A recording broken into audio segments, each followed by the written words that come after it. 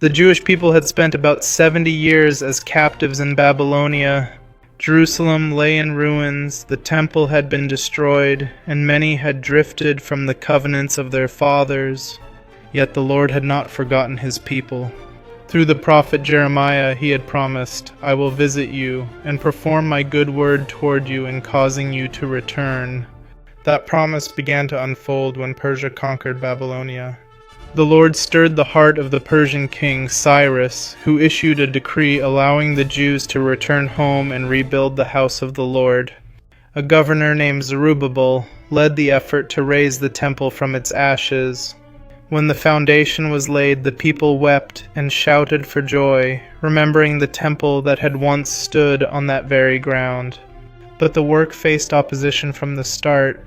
Enemies discouraged the builders, hired counselors against them, and even wrote letters to the Persian court to stop the work. Still, the Lord raised up prophets to encourage his people, and the temple was finally completed and dedicated with gladness. Later, a priest and scribe named Ezra came to Jerusalem. He had prepared his heart to seek the law of the Lord, to do it, and to teach it to others. Through his efforts, the people began to turn their hearts back to God's commandments after generations of captivity had dimmed their memory of the covenant.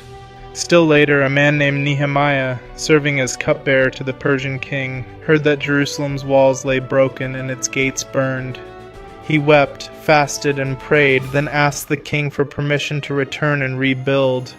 The king granted his request, and Nehemiah traveled to Jerusalem with the good hand of his God upon him. Nehemiah organized the people to rebuild the walls, and they labored with great determination.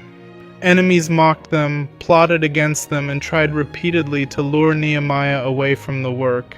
He refused every distraction, declaring, "I am doing a great work so that I cannot come down."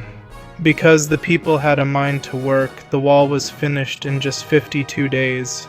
Once the wall stood complete, the people gathered as one in the square before the water gate. Ezra brought out the book of the law and read it before them from morning until midday, while the people listened attentively. As they heard the words of the law, many wept, for they recognized how far they had strayed. Yet the leaders reminded them that this was meant to be a day of gladness, not sorrow, for the joy of the Lord was their strength.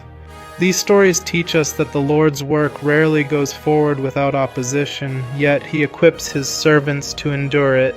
Whether rebuilding a temple, restoring a wall, or turning our hearts back to his law, the Lord invites each of us to say with confidence, "I too am doing a great work."